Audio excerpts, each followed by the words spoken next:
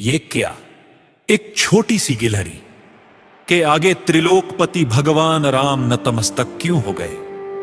आखिर उस नन्ही सी जान ने ऐसा क्या कर दिया कि हनुमान जी और पूरी वानर सेना देखती रह गई? जानने के लिए सुनिए ये कथा। जब समुद्र तट पर राम सेतु का काम चल रहा था तो बड़े बड़े वानर और रीछ विशाल पर्वत उठाकर ला रहे थे। चारों तरफ जय श्री राम का उद्घोष गूंज रहा था। नल और नील पत्थरों को पानी में तैरा रहे थे। गर्मी और पसीने के बाद भी किसी वानर को थकान नहीं थी। सबके मन में बस एक ही धुन थी, लंका पहुंचना है। उसी भीड़ भाड़ और शोर के बीच एक नन्ही सी गिलहरी भी, शरीर मुश्किल से एक हथेली जितना, पर मन में राम जी के लिए सेवा का भाव कुट कुट कर भरा था। वो देख रही थी कि सब प्रभु के लिए बड़े बड़े पहाड़ ला रहे हैं। उसने सोचा, मेरा शरीर छोटा है तो क्या हुआ, मैं पत्थर नहीं उठा सकती तो क्या सेवा रहेगी। गिलहरी ने एक युक्ति निकाली। वो दौड़कर समुद्र के पानी में जाती, डुबकी लगाती और अपने रोएदार शरीर को पूरा भिगो लेती। फिर वहां से भागकर सूखी रेत यानी बालू में आती और उसमें लौटने लगती। गीले शरीर पर ढेर सारी थी, फिर हद धाती, फिर वही पर फुल भर जाती और दौर पत्थरों के बीच की दरार में जाकर अपना शरीर झाड़ देती। वह फिर भागती, फिर पानी में भीगती, फिर रेत में लौटती और फिर पुल पर जाकर रेत झाड़ देती। वो ये काम पूरी ताकत और भक्ति से कर रही थी। उसे लग रहा था कि मैं भी सेतु बना रही हूं।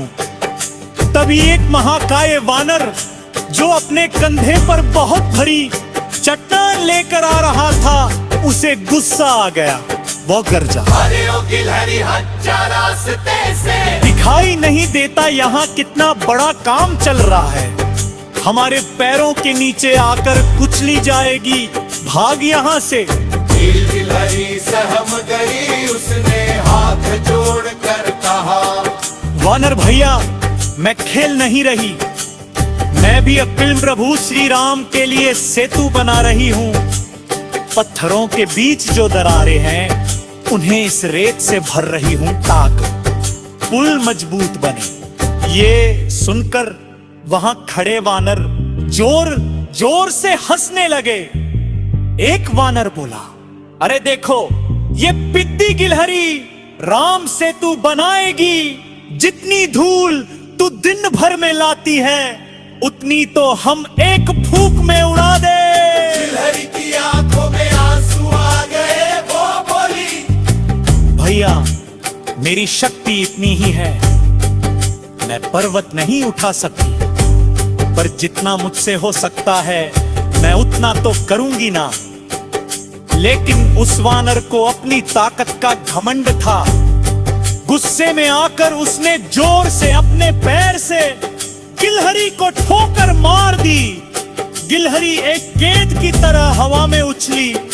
उसने आंखें बंद कर ली और मुंह से निकला, लेकिन वो जमीन पर नहीं गिरी, वो गिरी कोमल मखमली हाथों में। जब उसने डरते डरते आंखें खोली तो देखा कि उसने अपनी पूरी शक्ति ले काम में लगा दी। समर्पण के हिसाब से इसका योगदान किसी से भी कम नहीं है। ये सुनकर वानर की आंखों से पश्चाताप के आंसू बहने लगे। तब राम जी ने उस गिलहरी को अपनी हथेली पर बैठाया और प्रेम से उसकी पीठ पर अपनी 3 उंगलियां फेर दी।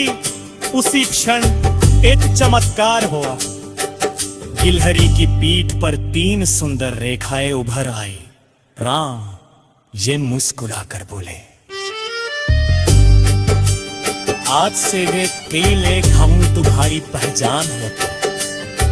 जब भी कोई यह देखेगा उसे याद आएगा कि भक्ति का मूल्य ताकत से नहीं बल्कि प्रेम और समर्पण से होता है। इसीलिए आज थे गिलहरियों की पीठ पर जो 3 भारियां दिखाई देती है, उन्हें प्रभु श्री राम के प्रेम का आशीर्वाद माना जाता है। उनमें सियावर रामचंद्र की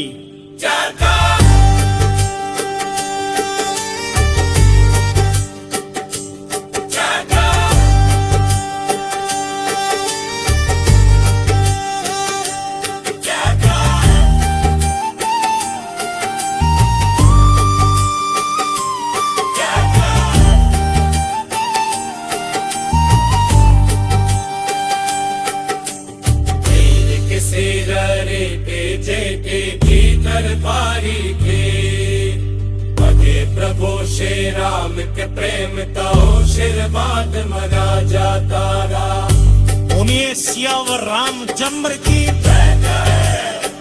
लेकिन वो जमीन पर नहीं गिरी, वो गिरी कोमल मखमली हाथों में। जब उसने डरते डरते आंखें खोली तो देखा कि वह साक्षात प्रभु श्री राम की हथेली पर बैठी है। राम जी उसे बड़े प्यार से निहार रहे थे। सुंदर वानर की आंखों से पश्चाताप के आंसू बहने लगे। तब राम जी ने उस गिलहरी को अपनी हथेली पर बैठाया और